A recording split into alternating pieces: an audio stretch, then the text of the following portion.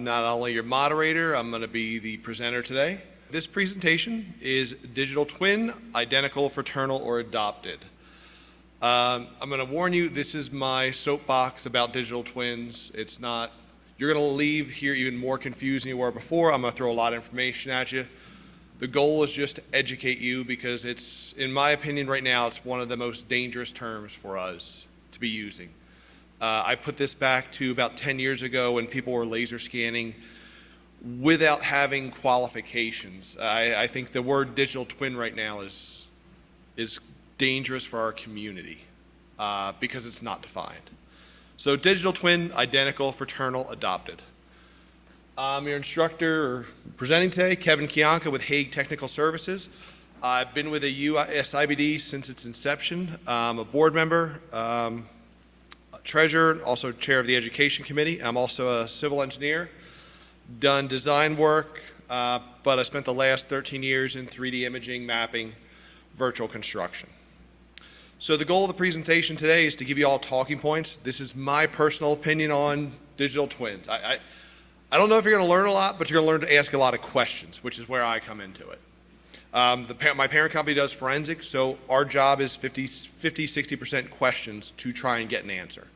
So to give you knowledge, to ask questions, because it's, in my opinion, again, a very dangerous term, because it means something different to everyone. It means everything, but it also means nothing. So again, my interpretation, you won't leave here an expert. You're going to be more confused by the time you walk out of here, and go up and challenge some of the people up there that say they're an expert in digital twins.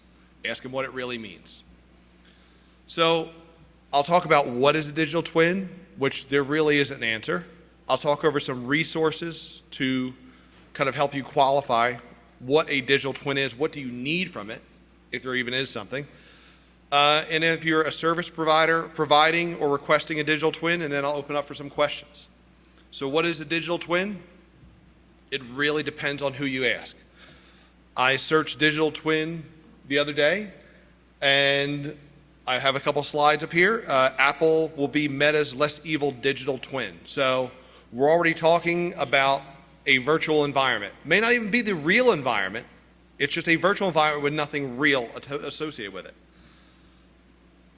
Next one, digital twins improving real-life manufacturing. This is one from Technology Review magazine, and they talked about how digital twins were helping them train workers before they got into the manufacturing plant, train them how to fix something. So they were using VR, AR to train the employees. And then Las Vegas has just unveiled a digital twin. This was in a dive brief. Look it up. It's pretty interesting. They have a digital twin of the entire area, the entire downtown, the strip, for planning purposes. So what does it mean? It means a little bit of everything to all different people. So some definitions. Wikipedia, a very reliable source. Digital twin is a virtual representation that serves as a real-time digital counterpart of a physical object or process. So the important thing there is real time. That's why I like that definition, real time. Is it really? If I laser scanned a building a week ago and they moved this wall, it's not real time. It's captured at a moment in time. So I think digital twin, that whole real time concerns me because it's not real time. It's captured at a moment in time unless you're continuously updating it. Again, this is going to be my soapbox, so I apologize. I'm just going to vent up here. The next definition from Construction Dive, and this was related to the Las Vegas digital twin. Digital twins which effectively create a workable computer model of a city at a point in time. Notice the definition here, at a point in time, are becoming popular tools for smart cities. Data-rich environments allow planners to observe changes in everything from temperature to emissions of traffic. So one definition is a real time, and the other one's a point in time. So again, two articles, two different definitions. So you go up to the room, and I went up to the exhibit hall, and I saw people with digital twins in their title, so I just asked them what a digital twin was. And these are some examples. A 2D plan. A 2D CAD plan is a digital twin. To some people, a 3D model. Matterport. This I found online. This is considered, I looked up digital twin, and this was one of the images that popped up. You go to a laser scan point cloud.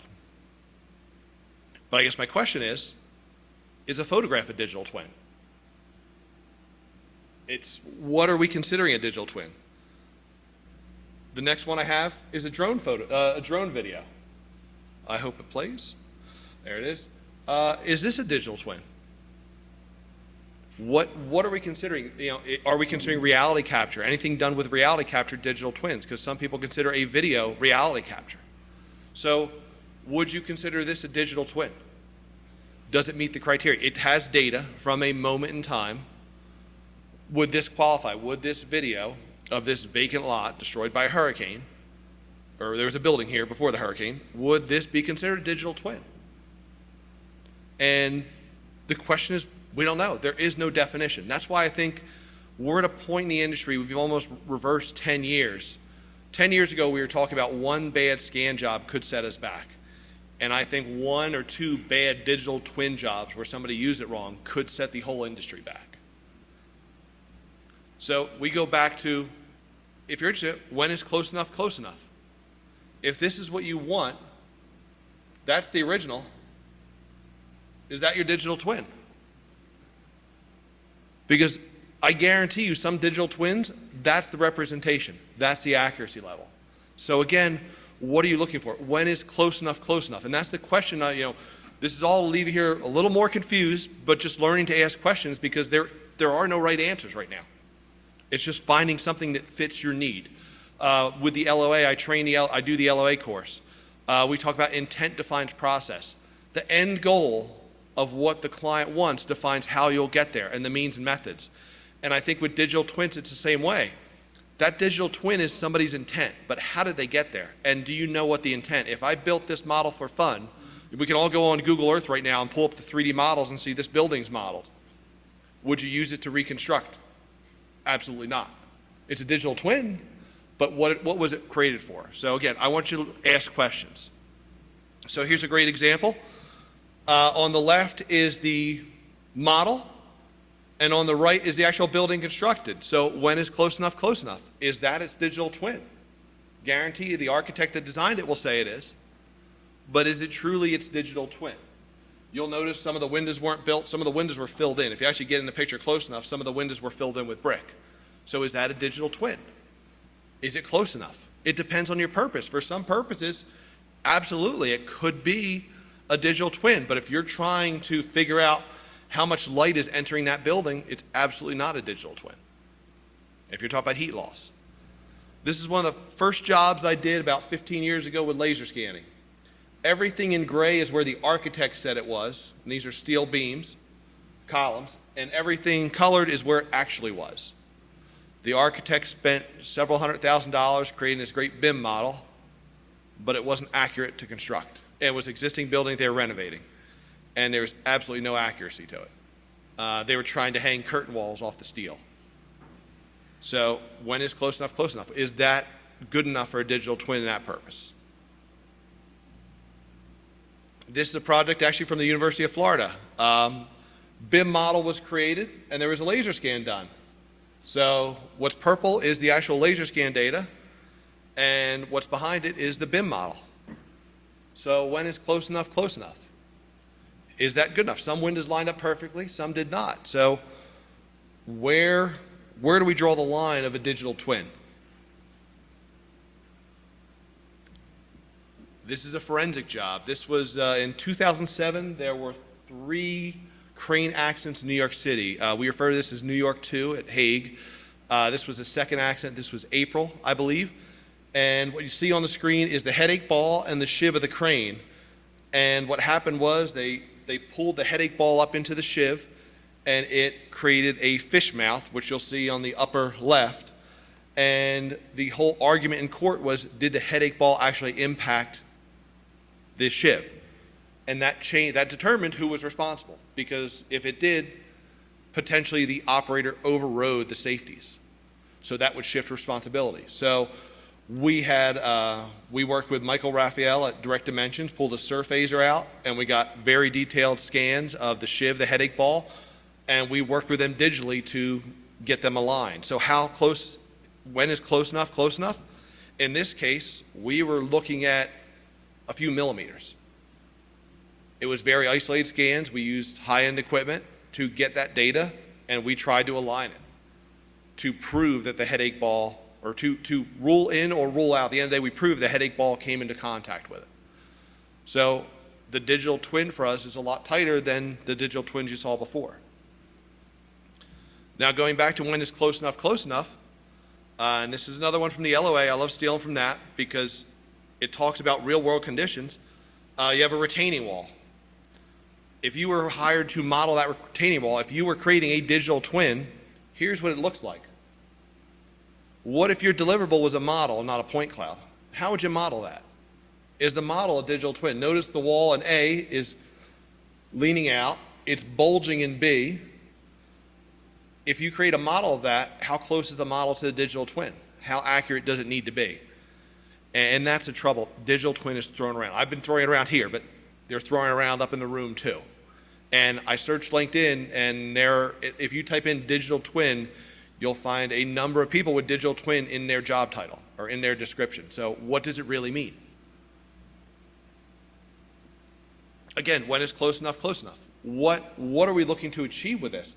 If you just want to know there's a wall there, your model's close enough. The point cloud could be a digital twin, depending upon how it was collected. We get back, I'm going to reference the BIM form. Great document. I love referencing it. If you don't have it, bimform.org, LOD, level of development. They talk about how detailed, how developed a model should be. And they have 100, 200, 300, 350, and 400. And this is the best example. How detailed do you want your column shown? 100, the column is just a placeholder. 200, it's 2 planes, 3 planes. You've got 300 where it's more defined, 350 where there's more components involved, and 400 where it's all the assemblies. So which one is the digital twin? And the answer is it depends on what you're looking for. Each of those could be classified as a digital twin. So it really depends. Back to the LOD, again, this is a piping spec. So I'll blow it up a little bit. So there's a 200. There's a 300. Notice the change. And I didn't align the pictures perfectly, but notice an assembly is going in there. Something's going in there, a placeholder. We don't know what it is yet.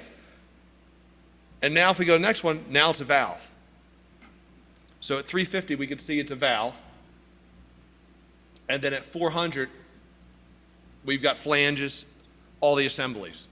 So which one of these is the digital twin? And the answer is it really depends on the client. It depends on what was specified. It depends on how it was collected. What if they never went and measured it? What if somebody just took a picture of it and then just 3D modeled that up? Is it a digital twin? How accurate is it? So it's again, that's why I'm saying it's a very dangerous phrase, because there's no meaning behind it. There's nothing that stands behind how developed it was, how it was collected. So again, 350 and 400. And then there was a 500 at one point, and the 500 was the as-built. They've now since taken that away, but the 500 used to be an as-built condition, which if you're in the construction world, you know that as-built will typically never match design. So this is an early job I did. This was just about 10 years ago today. This was a parking garage, and the parking garage was over-designed so it could double in size. It was, I believe, 5 floors, and they could put another 5 floors on top of that. Well, real estate was getting expensive, so the developer said, instead of putting a parking garage on top, I'm going to put a 17-story office building on top. So hired an architect, and the architect had a BIM model created. We have no idea how that BIM model was created. It could have been, hey, I got a concept plan, give it to the intern, start working on this, build it. Eventually, it got down the line that it was a fully functional BIM model. Floor plans were created, it was sent out to bid.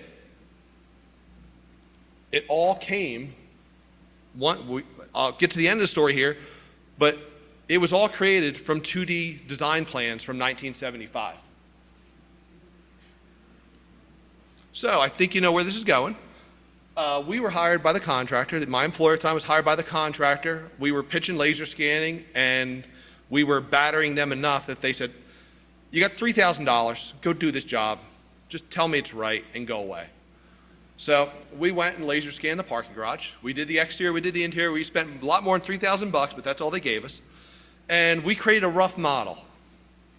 So just generic shapes, rectangles, squares, just a rough model, just to kind of, we were already losing money on it, so I didn't want to lose too much more, but accurate enough. We modeled it up, created a model of the parking garage for them, and then our agreement was to take the 3D BIM model from the architect. Steel was being ordered at the time. We scanned it on the week before Thanksgiving, finished everything the Wednesday before Thanksgiving, got the architect's model in, got it exported out. There's our model. We dropped their model in. Steel was being ordered, and on Thanksgiving Day, I started doing the analysis, and I noticed the columns were off. The architect never measured the building. Hired a surveyor. Surveyor looked at the exterior, but never went in and checked the columns. There are at least 4 columns that they were putting steel on that were not there, were not built, were shifted in the original design phase in the late 70s. Base plates were shifted, columns were off. On Thanksgiving Day, I stopped the steel order for the contractor and was told, you better be right or we're going to sue you. I said, I'm right, and we had a meeting the next day. They didn't believe us. They hired their own surveyor, and that Saturday, they came to agreement that the architect never measured the building and the columns were off. So how is that a digital twin? It could have been a digital twin, but it wasn't meant for this purpose. So again, when is close enough, close enough?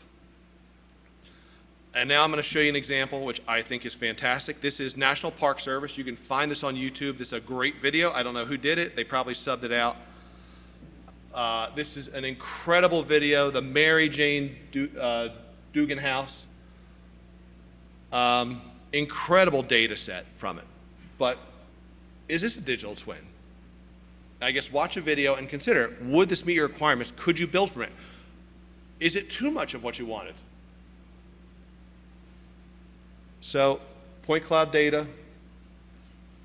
I don't know if it's meshes. I didn't get into the whole story. But interior, exterior, documentation. And is this a digital twin? The answer is maybe yes for some, maybe no for others. If you request a floor plan, it may not be. So, but this is just an incredible data set. Park Service has several of these out there. Please, if you go on, watch the videos, go on YouTube. It's a great service. They document historic buildings. But would this be considered a digital twin? Maybe yes, maybe no. But just an incredible data set. So I'm blowing through this real quick, and I apologize. This is supposed to be an hour. I thought it was going to be a half hour. John then told me it was an hour. So I hope you guys got a lot of questions at the end. So some resources. And I'm going to start with how we develop the LOA. So I'm a civil engineer. I've done outside work. And what we have, I've always said, when you get a plan, you have no idea how that model was created. But I go back to subsurface utility engineering.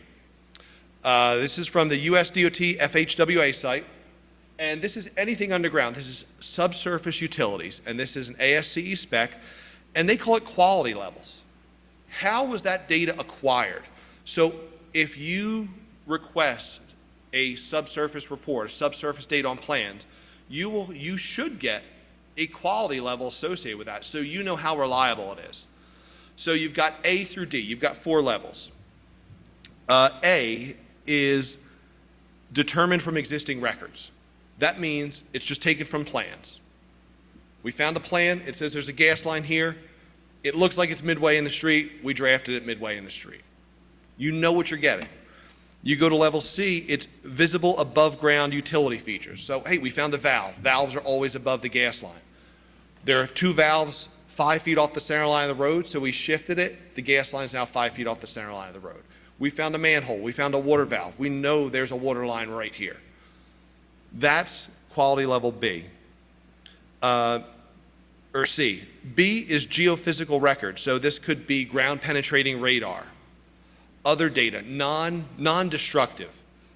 Quality level A is actual physical location, a vacuum truck, digging out a roadway, actually physically locating it with a surveyor, a survey instrument. So if you get a subsurface utility plan, you know exactly how accurate that data is. If you have a quality level A, you know they hit the top of that pipeline and you know the depth. If you get a D, you know some intern took it off of a plan from 1972, scaled it up in AutoCAD and traced over. But we didn't have that for building documentation. When you get a model, you have no idea how that model is created. When you get a point cloud, you have no idea if, we've now got solid state LiDAR on phones. I can walk around this room and get a point cloud and ship it out. You have no idea the instrumentation that was used to create it. So when you get this, what's out there? What are some available resources that are out there if you get data like this? So I've already talked about the BIM LOD, and I'm going to go into a little more. I just briefly covered it. But it specifies and articulates to a high degree of clarity what's in the models. So again, great standard. If you're in modeling, if you do any post-processing, please use this model. It's great out there. They're an incredible wealth of knowledge, and a lot of time went into this. I reference this whenever we're modeling on projects. It's not a set of requirements, it's a language. So, and there's multiple LODs. It's not level of detail, it's level of development. So LOD 100 is the basic, much like quality level D. It's a basic model graphic representation. It's a column. We know there's going to be a column here. It's going to be 4 by 4. It may be smaller. It may be steel. It may be concrete. There's something here. There's a placeholder. So it's a graphical representation. Now, LOD also has required data elements. So that's a big part of this too. What data is behind there? If we go to LOD 200, it's a generic system. Now we know it's a steel column. And again, there's generic placeholders there. Some components may not be visible, some data may not be visible. And this is all on BIM Forum's website. This is free downloads. You can download the history. They update the LOD manual every year. You can download every manual. It's great. It'll put you to sleep. But it's great reading, and I recommend put it in contracts. But all free data sets out there. 300 is more of a specific system. We know it's a W24 by 78 steel. We know it's that. There are no assemblies there, but it's more detailed. I'm using columns because that's something easy we can all look at. Now, you may also have some data behind there, some metadata. So again, you're not showing the assemblies, but you've got that basic data set.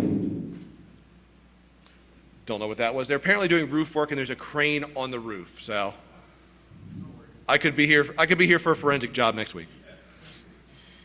350 is the modeled element with specific systems with some assemblies. So now you've got more features on the column.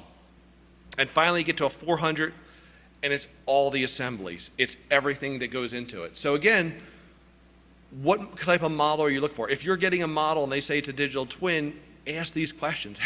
What's the level of development of this? I guarantee you, if they just create it, if it's done in a week or two, it's a 100 or 200. And again, if it's an existing building, technically to get to 300, 350, we need to cut into that wall. We need to know the assemblies behind that. That's not happening. So ask questions, look up these resources. Again, here's a quick example. Here's a level 200 all the way to a level 400, the different assemblies of what you're getting. So know what you're asking for, know what you're getting. So the LOA spec, I've already mentioned it. This is where we get into accuracy. So it's another free download. You can go on the USIBD's website. You can download it for free. We'll just ask for your email, and then we will bombard you with 3,000 emails a year. So you can then request to be taken off that list. But it's a great spec. We developed this again. How accurate is the data? So some fundamentals of it, it's a spreadsheet. It's meant as a discussion point with clients and the providers or anybody requesting the data. So it's meant to be a discussion. We have suggested elements and we have kind of different fields. So anything in yellow you'll see is suggested, and this is not 3 people sitting around a table. These were committees of 40, 50 people we sent out to the public over the years for adoption. So this is created from different stakeholders in the industry telling us what the level of accuracy should be. So it's meant to be used as a discussion point between the clients. It's not the Bible, it's not gospel. It's meant to be used as a discussion point. So we've got what the LOA has is two different areas, measured and represented. Measured is exactly what it sounds. It's a laser scanner, it's a tape measure. It could be anything. How accurate is your measurement? The represented is how accurate is the plans, the model you create. I mentioned that retaining wall before. You can scan that retaining wall that's bowed to a very high accuracy. How are you going to model it? How much money do you have to model it? What if you thought the retaining wall was battered backwards like a typical block retaining wall and you were just going to stack blocks, and now it's bowing? You've quadrupled or quintupled your modeling budget. What do you do there? How do you represent that? So we broke it down to two areas, measured and represented. Again, it's a discussion point. It's just to bring it up before a job becomes a lawsuit, before you upset a client. It's to have those discussions. So this is a quick example. Again, we do a whole course on this. LOA is free. You can download all the information. The gray is the true surface. The black line's the true surface. The red are the measured points. So what's your accuracy? If you have a laser scanner, you could have depending upon the scanner you have, that and your distance and your material, that could be your point spacing. You could be up to 5 millimeters off the wall. See a fuzziness, plus or minus 5 millimeters. What are you looking to achieve there? And then when you actually represent it, when you model it, which point do you pick to model? So again, we're looking at discussion point. And I bring this up because, again, back to digital twin, how accurate is it? What are we truly looking at? So measured accuracy is, we talk about standard deviation, but it's the measured data. Again, we're trying to make it simple. It's the measured data, and represent is how you're representing that measured data. You can't represent it more accurately than it's measured. So if it's accurate to a half an inch, you're not going to model to a quarter of an inch. So it's just those general discussion points. But again, what is the intent of it? In the LOA, we talk about intent defines process. What is your goal? Do you want to try and fit, think about this room. If I ask you to measure this room to fit 15 tables in, how long is it going to take you to measure it? You could pace it off and figure it out pretty quick. Can I fit 15 tables in here? You may even just look in here and say, yep, you can fit 15 tables in. Now, what if I said I wanted to maximize square footage? I wanted to build cubicles in here that are 10 square feet each. How many can I fit in? And I need to worry about, I want to line up with the carpet joints. It changes the whole process. The intent, the final product changes how you're going to do things. So it's fitting it for purpose. What are we doing and how do you measure it? And that's where we go back to, how was that digital twin created? Was it somebody just for fun? Is it a Google Earth model that my 13-year-old did in SketchUp and then uploaded to Google Earth by looking at a building? Or was it done by the engineer and architect that designed the building and they upload it there for the respect? So level of accuracy, we have different standards. We have LOA 10 through 50, and they have different upper and lower ranges.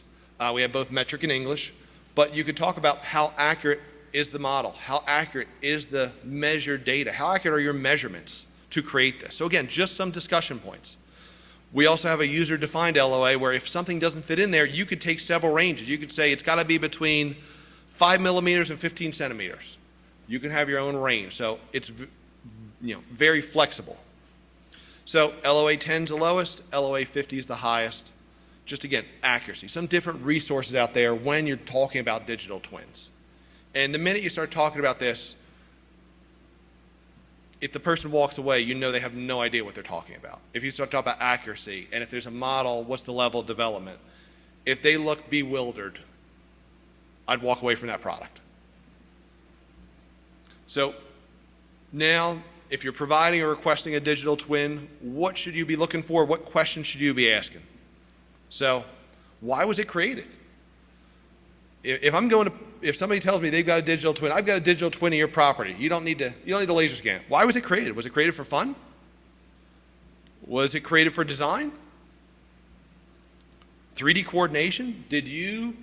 This was a former mechanical room. Did you laser scan this mechanical room and 3D model up all the software because you were putting a new steam line in here? And that's how you've got this digital twin. Or the client comes to you and says, hey, I've got a digital twin already. Well, what was the purpose of it? Why was it created?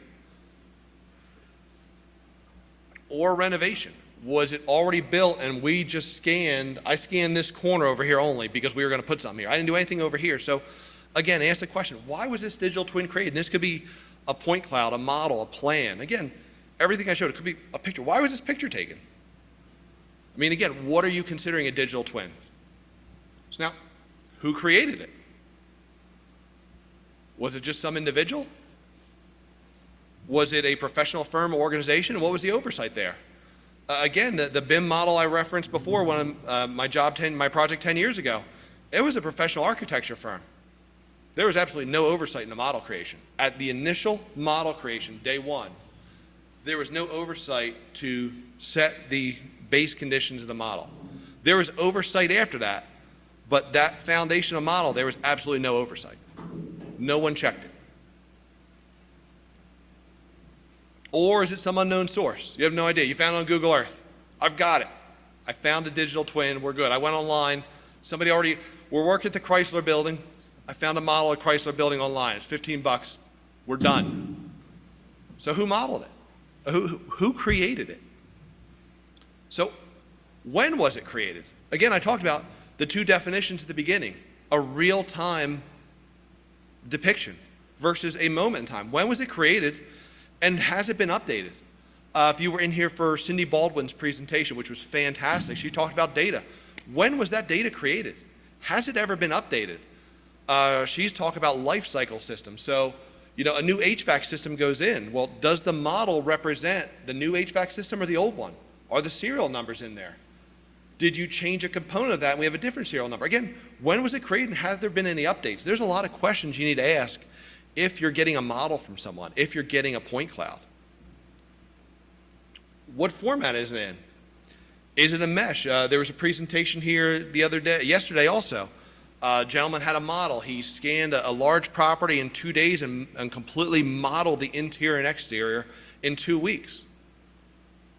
Was it a mesh or was it a model? Was it a full Revit model or was it a mesh depiction of the data? And, he said he modeled it, but 2 weeks, that's a lot of effort in 2 weeks. It was like 1 million square feet of office space. What software was used to create it? Again, was it a mesh? Was it Revit? I need my project in Revit, but you did it in Bentley, or vice versa. How was it created? Is it just a JPEG? Is it just an image? Is it images here in my slide? Oh yeah, I've got that. I have it here. I have a picture of it. I may not have it, but I have a picture of your digital twin. So again, questions to ask. What are we looking at? Is it a software you can work with? So again, LOA, how accurate is it? What equipment was used to document it? Did you use a laser scanner? Did you tape it off? Did you even go to the site? This is a great example. I love this one. I'm sure you can get a car in there if you go fast enough. But what software was used to create it? Were any standards applied? Did you use the LOD? Did you use the LOA? How was this created? Did you check it? Your laser scan data is great, but I've seen some bad registrations. I've seen when we have applied it to GPS control points to a surveyor's total station. It's changed. An example I gave is we did a tunnel in New York City. I think it was the Battery Park Tunnel. Scanned it, and the surveyor was a couple days behind us. So my guys started registering data together. We had 3 targets, scan to scan at least. We had extra spheres. Scanned it together, went fine. They started modeling it. I told them not to. Surveyor's traverse came through, picked up all our control points. Well, everybody talks about millimeter error. 1 millimeter, 2 millimeter error is not bad. But over 300 setups, start expanding that out. And now throw in the occasional 5, 6 millimeter error. It expands out. The job lengthened. It lengthened out. Now, I say like an accordion, but they started drafting light fixtures, and all of a sudden, we dropped the new scan data in on the controlled data, and it was expanded out. So there are minimal errors, but if you're doing several hundred or several thousand scans in a row and finally tied to survey control, those errors propagate over time. So how accurate is it? What standards were used to create? Did you use any other form of control? Is it your iPhone? I mean, people already walk around with their iPhones documenting with LiDAR data. Every point's got some software out there. Eugene Lissio has a video where he did a skate park. Eugene Lissio is with a forensic group. He videoed and LiDAR a skate park with his iPhone. And then he went back and scanned it and compared it. So Which one's a digital twin? Again, how accurate is it? Was any control used? What data is in there? Again, back to Cindy Baldwin's, we're moving into the data frontier. It's not just the model, it's the data behind it. You know, all that metadata behind the wall. When was it manufactured? When was it installed? I work with an oil and gas company with their pipelines. We have the serial numbers on the pipelines. We have all the weld joints. We have the welder's name that welded it, their certification number.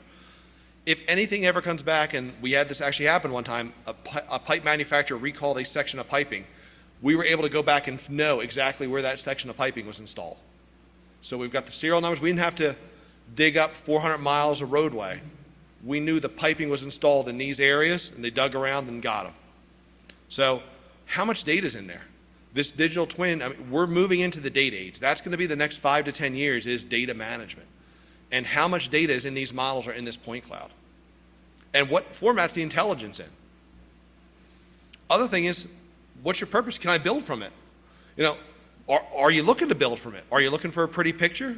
Are you looking to design? These are all great examples. You know, again, back to accuracy. What is your intent? You know, if somebody says they have a digital twin or they can produce it, I'm looking to put a handicap ramp in. I need to have this slope at a maximum, this slope at a minimum. That's what the digital twin needs to be. And my final question when somebody says they can do work is, do you have errors and emissions insurance? Make sure it's a reputable source. This is a very litigious industry. Always ask for the errors and emissions insurance. Beware of VIF. I did design work before, verify and field. That means we probably didn't go out there and measure it, or there was an intern out there that measured it. Verify and field is the designer's coverall. Now, most of the time it's very accurate, but verify and field is the coverall that kind of protects them from the first phase of the lawsuit, but doesn't protect them at the end. But whenever you're getting this data, whoever's providing it for you, if you're providing it, make sure you have E&O insurance, because the number of times I've had to call my insurer for stuff we did right has been shocking. So that's it. I'm ahead of time by 20 minutes, so I will open up to questions. Again, this is my soapbox. I apologize if you wanted to learn something. I hope you left more confused and just learned to ask questions. But digital twin right now is a very dangerous term in the industry. People are throwing it around, and it means nothing. There's no standard definition for it. And that's scary, because it means something different to everybody. It's not, if I say laser scanning, we know what that is. It's almost like reality capture was a few years ago. Reality capture was the big term. It was a guy with a GoPro was doing reality capture. So it's a broad term that covers many things. So it's getting to the true definition of digital twin. But it's a catchphrase right now, and I see potential. I look at the downside of it. I see potential for it to hurt the industry by us throwing it around so freely without the context of what it means. So that's my soapbox. I answered up to questions. So, oh man, I was hoping for no questions, but yep, go ahead. Very nice presentation. So I don't know whether we have. So we do have a digital twins lab in our department, right? One of the professors. I do understand the in-depth, inquiry we should have before we do any of these things. One general question: yesterday, when one of the presented about their work, he talked about tier 1, tier 2, tier 3, and so on and so forth. How does that relate to the LOD? I mean, are we recreating tiers? What is that? So the gentleman that presented, it was Peter in here, the second presentation. Yep. So that is his internal process for modeling. He has tier 1, tier 2, tier 3. That is his company. They call it tier 1. Tier 4 is above ceiling model. That's his internal process. So again, that's where I look for industry or all of us to get together and come up with some language. But that is his definition for modeling. So that's what I picked up from him. Tier 4 is above ceiling, is plenum modeling. For that company, right? For his company. Yeah, what they could have done is they could have used the spec, right? Yeah. They could have literally said, hey, these are the ones. Got it. Yeah, but that's his specific company. They call it tier 1, tier 2, tier 3. Tier 4 is plenum modeling. Tier 3 is below plenum to a certain level of development. So that's how his company qualifies certain things. That's what I got from the presentation. Not so much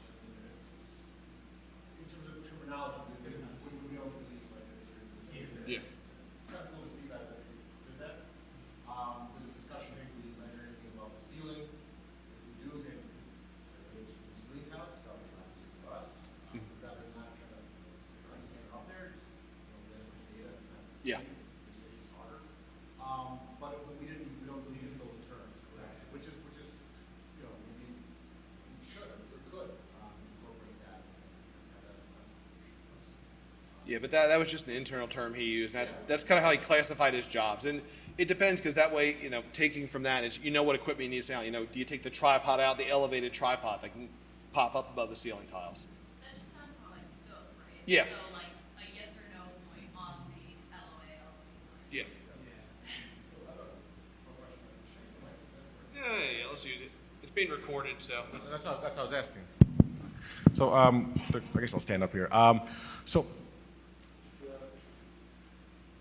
you're in luck. I got about 3 questions. Oh, man. So you're sorry killing about me. that, man. No, that was good stuff. I mean, hey, if I didn't care, I wouldn't ask. The first one is, like the term as-built could have like 100 different variations. Digital twin kind of falls in that bucket. So where did the term like digital twin actually like come from, and why?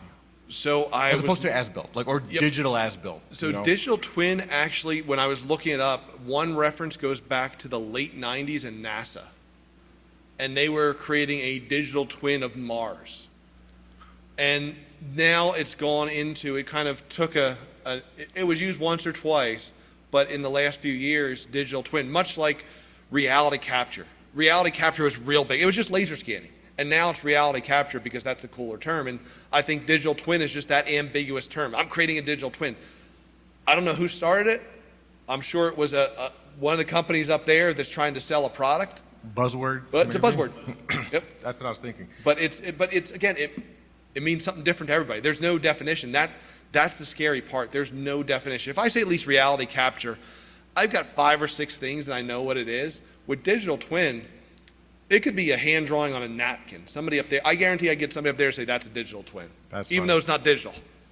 So, second question, going along with the first one, if digital twin is kind of a term that's maybe here to stay, or at least it's going to stick around for a while, should we have some sort of categorization, like an LOA, LOD, digital twin, DT1, DT2, Yep. levels of, so similar to that, in your opinion, would that be beneficial then, or would this be kind of redundant? No, my in opinion, LOD? I have said for years that the metadata with models should include how it was created. Okay. The point cloud should include, we should have metadata with point clouds of how it was created. Was it a terrestrial laser scan with GPS? Was it a SLAM system with no GPS? Were there traverse controls set through? I've been a proponent of that for years of we need to know how this data is. I just get sent point cloud data. I have no idea how they capture it, what they use, if they register it together, what instrument they used, if it was calibrated. I have no idea. So we're sending these great data sets, these models, and we have no idea if any similarities between this and the actual site is purely coincidental. I actually put that on a note one time. Yeah. Like my surveyors went, and there were 2 lots that were very similar, and they surveyed the wrong lot. So we already drafted the plan up. So I put it in front of the engineer and put that note on. Any similarities between this and the actual site is purely coincidental. So he looked at it, he goes, what's this mean? I'm like, we surveyed the wrong lot. I just wanted to see if you were reading the notes. But no, that's the trouble. It's you just, if you're on the design team, you get past a model. You have no idea how it was created. So there, in my mind, and I'm trying to get traction in the industry, we need to put metadata in the models of how it was created, especially the foundation. How was the column grid created? Was it the best fit off the design plans from 70 years ago? Or did somebody actually go out and scan the columns? Yeah, It's dangerous. I mean, it's dangerous if you're doing construction work off of that and it's wrong. Maybe it should be something to maybe incorporate, piggybacking off what you're saying, as you're moving forward, if you're creating a digital twin based off scan data, in a template, include information saying, hey, this is how the scan data was obtained. Terrestrial versus SLAM technology. Here's a scanner that was used. Here's the specs used. Yeah. Or settings for resolution or quality, whatever.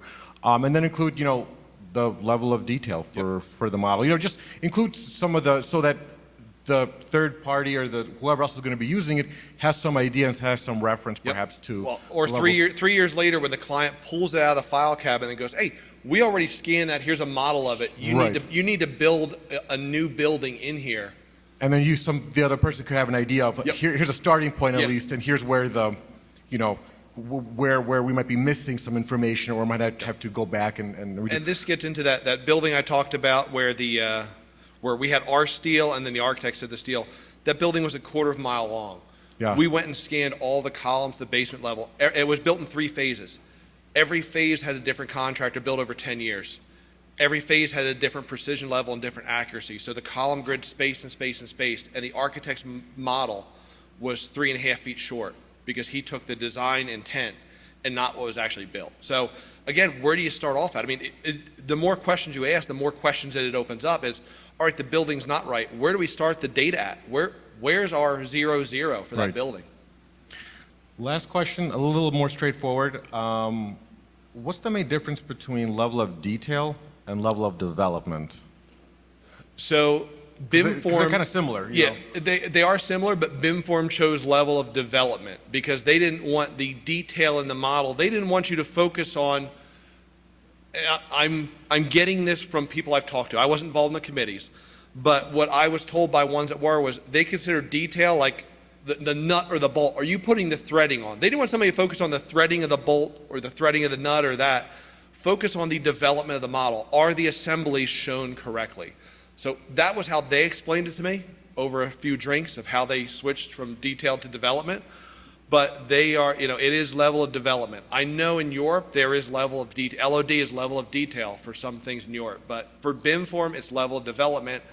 And that is more to the complexity of the model, not the detail of the model, not all the threads shown on the bolt, not everything, not all those little minuscule details that mean nothing, but how developed is the model. And that was how it was explained to me how they chose that.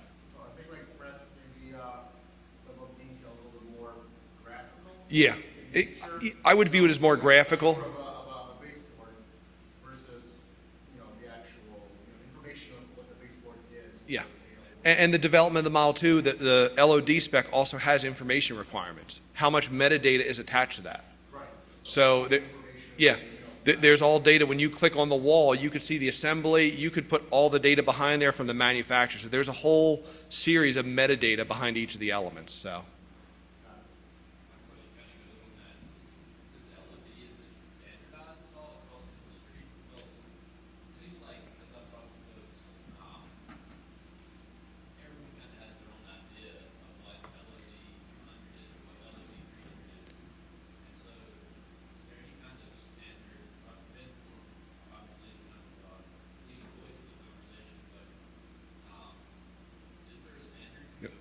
So I always reference, when I reference LOD, I reference the BIM form level of development standard. That way I have and I even reference the year because they put it out every year and I don't want to get stuck into all of a sudden they've changed what I need to model. So I even put the year on, but they have all the elements. It's a 300-page document and they have text and graphic representations of all the elements there. So there are some outside source to do different levels of development. I always reference specifically in my contracts, USIBD, LOD, BIM form, LOD, and I reference the year I'm referencing because again, you can go back and pull all the years. I always worry that they're going to change a spec on me and increase it. So, but I know there are some out there. I know some companies did LOD before there was LOD and they've refused to change their standard. But a lot of the contractors in the AGC oversees BIM form, the Association of General Contractors. So their BIM managers helped create this. So I know most of them are using it. The question is, our architects, our engineers, they're trying to get them to use it, but it's, again, with a design model, how detailed is it when you don't know what's being purchased? You're just showing an HVAC unit. You don't know that it's a trained HVAC unit of this model. So they've left it to the contractor saying, hey, we've got a placeholder in there. You're actually building it, so we'll go to LOD 200. You go to 350 or 400 because you're actually putting the assemblies in. So the fun part's the hangers, though. When somebody requests like the hangers for all the piping, or you've got to scan the hangers and then model it. So you've got to accurately document the hangers, which is a nightmare, and then you've got to accurately model it. So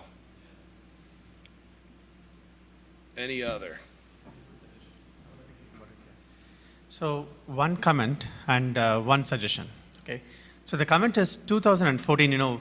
I wanted to kind of add information to the BIM. BIM, basically getting real-time data. So it's published, actually. You can search my name and you can find it. It's called the dynamic BIM. I do have a chapter on that. So basically what I did was a Revit model would have a sensor in place which would be connected to the real sensor, real-time data being processed into it.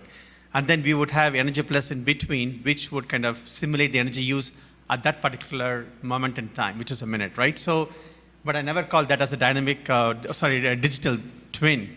Okay, that is supposed to be a digital twin because you get real-time data, you process this coming from the actual sensor from the room, and then you still kind of use BIM to kind of visualize data and so on and so forth, right? So that was kind of interesting. Funny enough, you're right. I mean, digital twin has been overly used. And I was also kind of thinking about the same thing. Daniel literally, nailed it. We would strongly suggest that US IBD take up this task to define digital twin as different typologies within that. Where is the data? What are the different details, LODs? I mean, I know we also kind of use LODs from BIM Forum, so might as well come up with this kind of a structure that would define the typologies of digital twins of buildings. Let's not go to piping, let's not go to something else. Let's narrow down to building documentation. Maybe this is a good opportunity for USIBD to lead this whole thing, to clarify, to kind of provide some information to the folks. We've talked about what we can do there, but the trouble is digital twin goes beyond us. So even if we just said this is what we expect a digital twin to be, again, I could walk around with my iPhone, document it. Again, it's something different to everybody. And honestly, I don't know if we're going to get everybody together to make that determination. People are, it's hard enough. We spent 7 years trying to get the LOA together to get accuracy. See, nothing is easy, Kevin. Yeah. The thing is, if we narrow down DT to buildings, Yeah. because this is about building documentation Yeah. period, we could actually come to different typologies in terms of information flow. Is it real time lyrics of a certain typology? And the BIM forum started 10 years ago. Every year they've been doing it. Yeah. It's painstaking work, but it's Yeah, good. yeah, it's going to be a struggle, and it's going to have to be defined in the next year or two, or it's going to go away and another buzzword's going to come up. But it's dangerous right now. We're back to, like I said, 10 years ago we were worried about one scan job hurting the industry for years, and I think digital twin has the potential to do that. If someone's saying, "Oh, I have a digital twin of that," you could build off of it, and then it's going to be a big job that gets tanked. So it's. Can USIDB create an ad hoc committee to really think about whether this is a worthwhile task for USIBD? Yeah, bring it up to John and for us to contribute. I think this is a critical moment, and we don't want to waste. This is done. I mean, I love the LOA. I took the exam. I don't know whether I passed or not. I think I should pass. My wife was asking me, "Did I pass?" Okay. I love that. But folks, what we are doing is actually, I'm a researcher. I do have a startup. The most important thing is, how do we kind of say that ours is of a digital twin building of type B or tier B or something like that, right? Yeah. So we need to kind of get there. I'd say Maybe you may want talk to John about an ad hoc committee. He'll be in the room. He should be in the next room right We'll after discuss this and over. then we'll But get things. suggest to him. If I go to him, he'll think about it. If we have members go to him, it'll be a whole different story. Let's do it. Thank you. Any other questions, comments? Could you put the graphic, the difference LOD, where is the beam concrete with the steel? Yep. Let me find it. Give me a minute.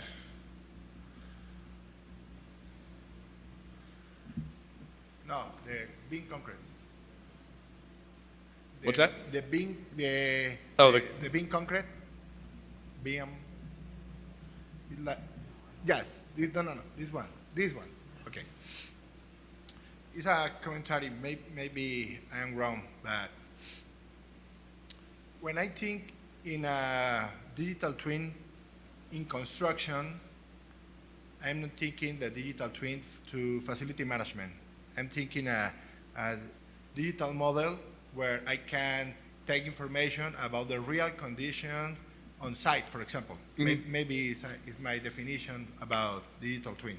Is something that I have digitally, but I can take decisions about the information that this model has. Okay? But a big problem that we have in Latin America, I don't know here in the United States, is that, for example, this is a beam. Yep. But this beam in my country, in Colombia and in Mexico too, we have 4 tax to can pay this activity. Okay? We must pay the steel, we must pay the concrete, maybe just 2. Yeah. Okay, but if you analyze the LOD for this, just put one code for the uniformat. Yes, it's the same code for both activities. Yeah. But Again, I didn't go into LOD. They have a whole training course on it, but they're the uniformat also. So you can go down to element, just like the LOA. You can do upper level elements. You could do all substructure, all concrete, or you can go down to the individual assemblies and talk about how detailed. Okay, but really it's a beam concrete. Yeah. Has a steel.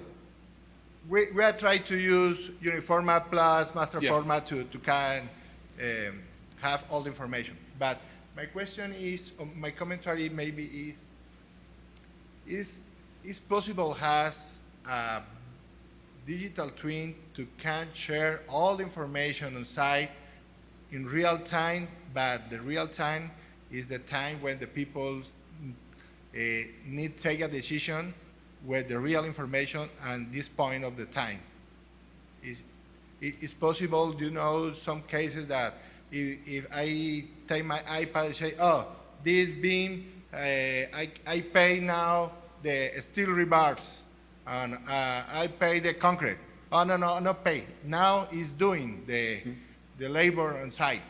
I don't know if it's utopic thing that everything happens on field is possible has in a real model, in a BIM model. As a business person, I would say if you have enough money, we can figure out a solution to it. I think that you can do it. There's software. If you find somebody, you can go upstairs or go to a construction conference. If you tell somebody you want to do that, they'll find an answer. You may not like the price. There's nothing straight out of the box to do what you're doing, what you're talking about right now, to every element as you're building it. I think you may be looking at like Navisworks. That may be the best one. If you have, you're talking about like an LOD 400. You're talking about facilities management. So you're interested in that far right. You're interested in where's the steel at. But that's where you can look at the individual elements and put a timeline on them of when they're installed. You can put a pricing in there. There are different things out there, but I guess it's how much can you afford? That's my question all the time when somebody asks something. How much can you afford? We can do whatever you want. Can you afford to do what you want? What's the intent? Yeah, I mean, we could spend $1 million tracking it, but is it worthwhile at the end of the day? Okay. But facilities management, again, each of these different LODs is acceptable for different phases of the job. The engineer is probably going to stop on a 200 or 300. The contractor is going to go to a 350 and 400, potentially. Yes, but I am agree with you when you say you need information that we need. Yeah. For example, if I pay just for the steel or for the concrete, I don't need I don't know say in English the dispositive that I use to separate the rebars. Yeah. But if I don't need know how many of the dispositive because I don't pay for this, for example. Yeah. I only model the rebars as the concrete. Yeah. Okay. And that would just be specified. You just say what you want to specify, what you want to model. The information that I need is the information that I put in my Yeah. digital twin. Maybe it's not 400, maybe it's 350. Yeah, and it's a Because 350. enough. Maybe in some times it's 300. With this number is enough. And that's what we do sometimes. We will specify if there's like we want certain elements of this, we want certain elements of 350, but certain elements of 300. We will put that note in there of, for these elements, we will model to a 350 for this component only. But typically, if it's as-built, I disqualify all data. all metadata other than we're documenting the surface conditions. The laser scanner can't see behind there. So I stop at a 200 or 300 because we can't see the steel, we can't see behind the assemblies with a laser scanner. So it's one of those ones, I have a lot of qualification. Also the metadata, there's metadata requirements here, so I qualify all the metadata is done. I'm not, if you want me to look for serial numbers, I'll bring an intern in and he'll search for 300 hours to look for serial numbers, but you're going to pay for it. So it's more of, I want you guys to have the discussion points when you go up there to ask the questions, because you can see it's confusing. The more questions, every time I ask a question and get an answer, I have 5 more questions. And when you see all this great data, again, was it captured with a drone with LiDAR?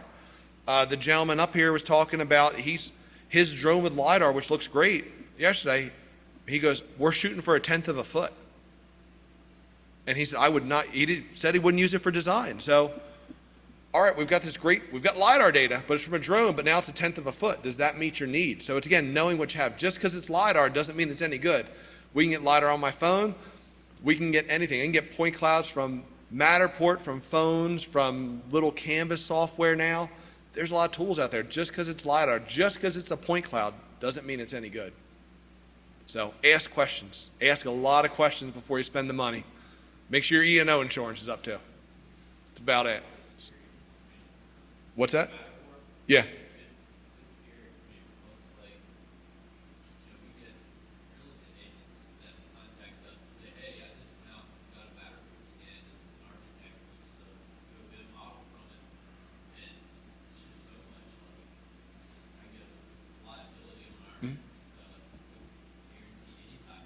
Yep. When a client hands you something, we are basing it, if a client hands me a point cloud, I have so many I have another 3 pages of qualifications. We are basing off of your point cloud. Any errors are not our responsibility. We're not responsible for checking it. I have so many I have a whole separate flyer I add onto the contracts if I'm getting any data from outside sources, because I can't check it. And they're not going to pay me to check it. They've already paid somebody to do this phase. Why would they pay again? And so I'm working with clients too to make sure you get this data. When you file this away, when you have used to be a CD, but now when you save this to Ignite or save this to your file system, save how it was captured, save the company that did it. Ask for a spec sheet. Ask for, laser scanning 10 years ago. I'm sounding old now. 10 years ago, we had to do survey. We had to do georeferencing and registration reports. They were 200, 300 pages. Every point, every target, how accurate it was. Now it's like, I got a green light. We're good. 10 years ago, we had 200, 300 page reports signed and sealed by a surveyor or engineer, and now we get a green light and we're good. My guy that's been working on it for 3 months got a green light and model's good. Point cloud's good. So we've taken a step back with accuracy as we've gotten more comfortable, and we're not kind of doing all the checks. Some are, some aren't, but it's scary. You don't know where it came from. It's a point cloud. So, thank you for listening to my soapbox, everybody. Been a great presentation. You guys have been a great crowd. Too many questions, though. Again, I hope you left more confused, because it's a confusing time out there with that term.